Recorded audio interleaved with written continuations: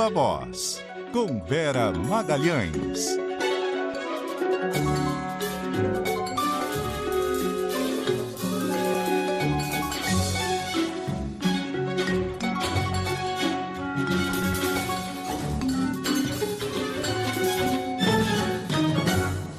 E aí, Vera? Oi, Sardenberg. Boa tarde para você e para Cássia, para os ouvintes e também para quem está nos assistindo. Boa tarde, Vera. Vera em áudio e vídeo. Vera, o assunto é o seguinte, Vera, nós temos hoje dois fatos aí que você vai juntar. Hoje saiu uma pesquisa do Meio Ideia mostrando que nas simulações para o segundo turno, quem tem o melhor desempenho em relação ao Lula é justamente o governador de São Paulo, o governador Tarcísio. E, entretanto, você nota na sua coluna que aí nos bastidores forma-se assim, uma sensação, uma impressão de que o governador perdeu o bonde da eleição presidencial. Vera.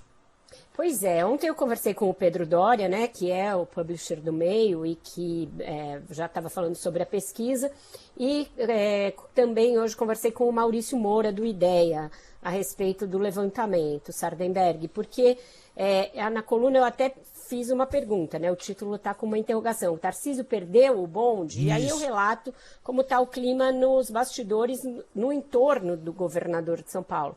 Uhum. Se a gente for julgar pela pesquisa do Meio, a gente diria que ele ainda não perdeu o bonde, que ele tem boas chances de ser candidato. Ele reúne essa circunstância que você citou, de ser aquele que desempenha melhor contra o presidente Lula no segundo turno, uma baixa rejeição, que é uma rejeição que a gente tem que olhar com alguns critérios, como bem observou o Maurício Moura para mim, porque é uma rejeição baixa que deriva também do fato dele não ser plenamente conhecido no Brasil. Então tem isso, candidatos pouco conhecidos são também pouco rejeitados.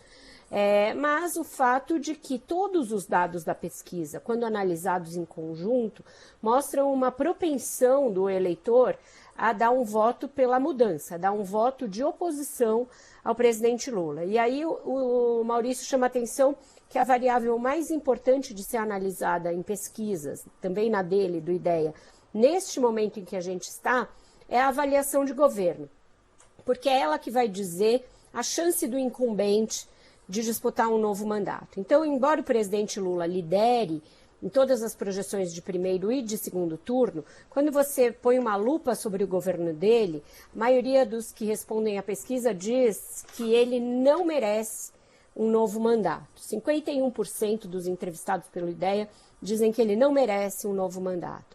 51% não aprovam o seu governo. E ele tem apenas 34% de ótimo e bom contra 44,7% dos que dizem que seu governo é ruim ou péssimo. E o Maurício me disse o seguinte, olha, para todo mundo que eu vou explicar a eleição brasileira aqui no exterior, ele mora nos Estados Unidos, né, e quando ele vai falar nos Estados Unidos e em outros países, e ele mostra esses números, a primeira pergunta que ele ouve é, com uma eleição com um viés de mudança como essa, por que a oposição não quer ganhar? Pelo fato de haver hoje essa dispersão de candidaturas e a opção do principal nome da oposição e da direita, que é o do ex-presidente Jair Bolsonaro, pelo Flávio Bolsonaro, que é alguém que vai melhor que os outros proponentes da direita e da oposição, mas que faz isso porque carrega o nome do Bolsonaro, não necessariamente porque seja mais competitivo. E numa eleição polarizada entre Lula e um Bolsonaro, né, não é o Bolsonaro, mas é o Flávio Bolsonaro, tende a haver de novo, como houve em 2022, um segundo turno em que vai vencer aquele de menor rejeição. E aí a gente volta à questão do Tarcísio, né? Ele perdeu esse bonde? Ele perdeu e terá perdido, Sardenberg, não por não ter chances e viabilidade eleitoral. Ele continua sendo o nome preferido do mercado financeiro, do empresariado, da classe política não alinhada ao Lula. Mas ele pode perder, sim, esse bonde pela sua própria postura de se colocar na condição de só ser candidato apoiado pelo Bolsonaro. E aí entra a minha coluna, em que eu conversei com vários aliados dele que mostram que me dizem que ele está demonstrando um extremo desânimo, porque ele esperava ser ungido pelo Bolsonaro justamente por essa circunstância que ele tem de ser aquele preferido do estamento econômico e também da classe política. Mas não foi o que aconteceu e ele não está conseguindo e não deverá ter coragem de desafiar esse desígnio do Bolsonaro. Tanto que veja que a pesquisa Ideia é interessante isso.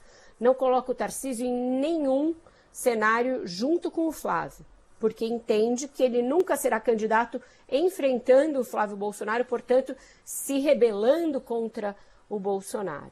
Então, ele mesmo se colocou nessa situação de chegar atrasado no bonde.